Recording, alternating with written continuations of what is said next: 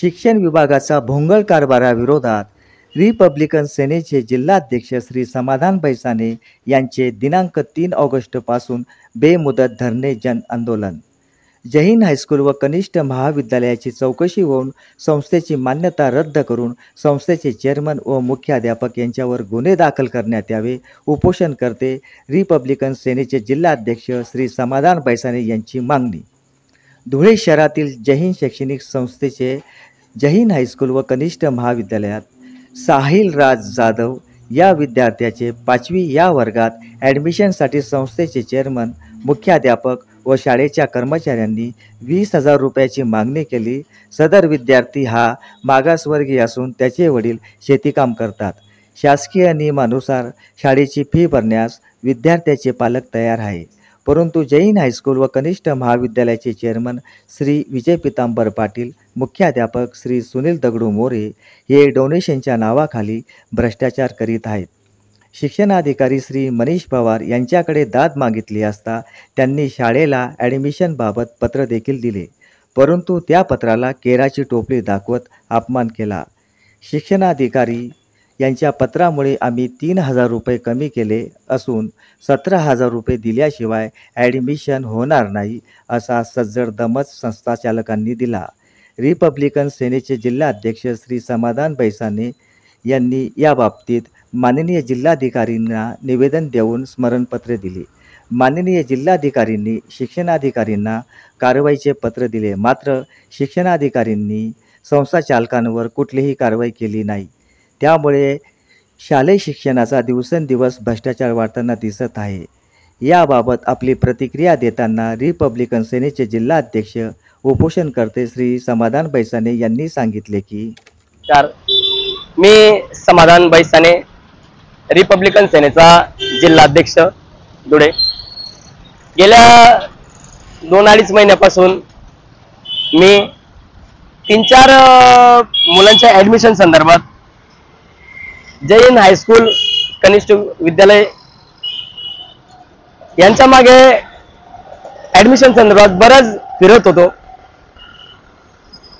तब्बल 20,000ची मागणी चेअरमननी केलेली आमच्याकडनं। तर मी विचारणा केली की साहेब 20,000 रुपये जर तुम्ही हे घेताय तर हे काय कारणास्तव घेताय? तर मला उत्तर दिलं गेलं हे डोनेशन संदर्भात आम्ही 20,000 रुपये घेतो। तर मी संबंधित संस्थेची चेअरमनची तक्रार केली शिक्षणाधिकारीकडे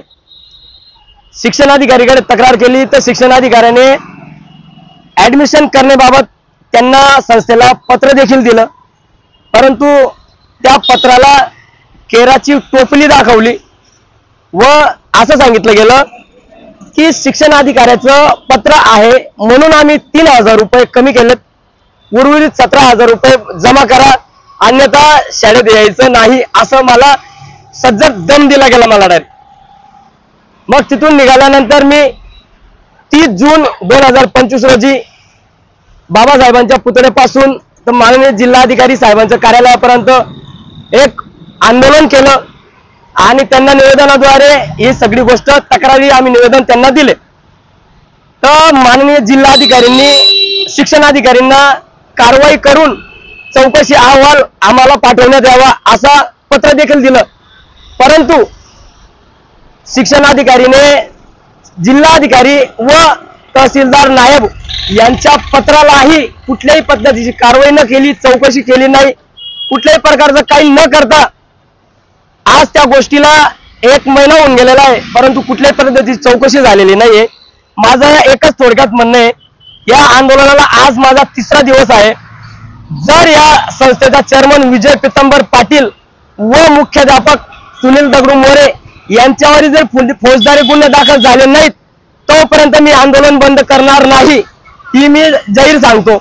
आणि जर या आंदोलनाला जर काही गालबोट लागल्यास त्याला प्रशासन स्वतः जबाबदार राहणार आहे आणि मी 1 दिवसासाठी भीक मागो आंदोलन या चेअरमनसाठी करणार आहे, कारण की या चेअरमनला पैशांची इतकी गरज भासलेली आहे की गोरगरिबांचा पैसा नोचायचं काम त्या माणसाने डोनेशनच्या नावाने चालू केलेलं आहे। सदर चेअरमनवर लवकरात लवकर कारवाई करून गुन्हे दाखल करण्यात यावे ही आमची मागणी आहे.